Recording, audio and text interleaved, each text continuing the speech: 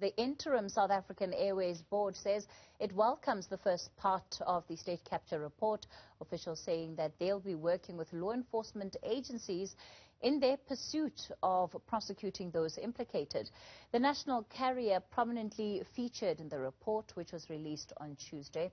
Over 300 pages of the 800-page report deals with SAA. The interim board adds internal investigations and disciplinary processes will be instituted with the aim of cleaning out the company. Interviews for the Inspector General post have been postponed due to the damaging fire at the Parliamentary precinct.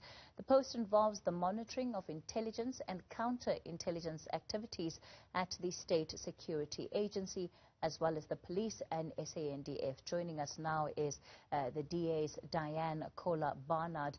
Diane, good evening to you, and thank you so much for your time tonight. Firstly, let's talk about the impact of this delay. Of course, it's not the first time that we find ourselves here.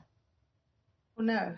In the previous term, the previous 5-year term, it was a catastrophic situation where forever the country had no Inspector General of Intelligence. They sat for nearly 2 years without one. The ANC initially pushed through a very unpopular candidate who failed to get the 2/3 majority in the National Assembly, and then they had to start the process again. But I have to tell you, despite the fact that no one could have predicted that Parliament would be razed to the ground, this current committee is far more driven, I think. And even though the interviews will be slightly delayed, I do believe that we will have the interviews done and candidates lined up and someone's name sent through to the President and the National Assembly before the current 5-year term runs out, which is in March. So I do think we'll get it done. I have no idea where it will be done. It is obviously open to the public and the media, the interview process. But of course it was going to be in the old Assembly chamber, which I presume no longer exists. So they will find another place for us to hold this, and we will do it, and we will get the job done. I want us to talk about the role of intelligence and having strong intelligence in the country. You talk about the fire at Parliament, and it seemed unthinkable that something like this would happen, especially if it's not due to just broken down infrastructure, but where there is this investigation taking place about whether or not that fire was started by someone or multiple individuals. I mean, that points to a serious risk to the national security of this country. Absolutely. It absolutely does. And look, when it's determined eventually how it was started, if it is in fact put onto the shoulders of the current person under arrest, or whether it's determined that there's no way he could have done it and it was done elsewhere, whether it's determined that it was simply zero maintenance, no sprinklers, they were switched off, no fire doors, they were wedged open. I mean, it was a perfect storm, wasn't it? Absolutely catastrophic to see that this history and these incredible buildings were so damaged. We can only hope that the rebuilding starts almost immediately. Diane, do you get a sense that there is order being restored to our state security and our intelligence forces since it has been moved just to the office of the President?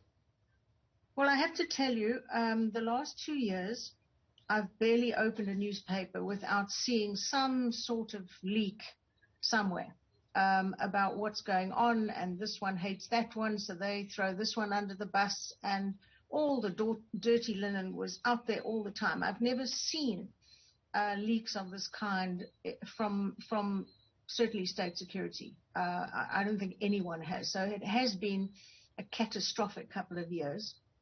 And I think as the looting taps have been switched off, slowly but surely, people are trying to sneak those who were doing the looting back in. So there's a real war going on behind the scenes. And we'll have to wait and see what comes out in the Zondo Commission report that involves state security itself, because the revelations that we all sat and watched on television were quite extraordinary. A lot of things came out that, in fact, we didn't think would ever come out, and some of the things that came out we had, in fact, not heard behind closed doors. So what the Zondo Commission report is going to say is going to be absolutely fascinating, and we can only hope that the relevant heads will roll. It's quite extraordinary to me that people are openly spoken about who were allegedly behind the massive looting of funds, don't even have investigations into them. So now we'll see. We'll see what comes out of the Zondo report. Diane, what kind of questions are you asking about the work that is and has been done by, the intelligence forces? Because as we sit today, it's 6 months post the unrest we saw in July 2021. There were promises of arrests and promises to uncover what had been described as an insurrection, today described as a counter-revolution, but still we don't have any clear information about who were the perpetrators behind it and where, and what has happened to these suspects that were said to have been initially identified. Surely that in and of itself is an indication of the state in which our intelligence system is. Well, the whole issue of minister after minister throwing each other under the bus, Bheki Cele saying he never received any intelligence, Ayanda Dlodlo saying she gave them intelligence, her being removed. He's saying that he knows exactly who was behind it, not a single arrest. The whole thing is an absolute debacle. And certainly that's an issue that the committee would be looking into. But of course the fire has caused certain delays. So we're only really able at this stage, because of the fire, to focus on the appointment of the Inspector General of Intelligence. Those interviews are crucial. And after that, we'll have to try and catch up by using interview. It's very difficult not having access to Parliament and this very special building that we meet in. But I'm quite sure that plans will be made for us to meet elsewhere. That is one of the major delays. But whether one will ever be able to pin down how it all came about, what they knew, what they should have known, I think the debacle that is crime intelligence under the SAPS, I believe that if that hadn't been fiddled with the way it has been, with people fired and leaving and moved and shunted, it became a non-entity. And I believe that intelligence system would certainly have predicted what was going to happen and gone a long way towards trying to prevent it. Meanwhile, as you well know, and I, who was out on the streets at nights, we know there were no SAPs available anywhere. They weren't answering their phones, and they were nowhere. So lots of issues that have to be unpacked in terms of those riots. DA's Shadow Minister for State Security, Diane Kola Barnard.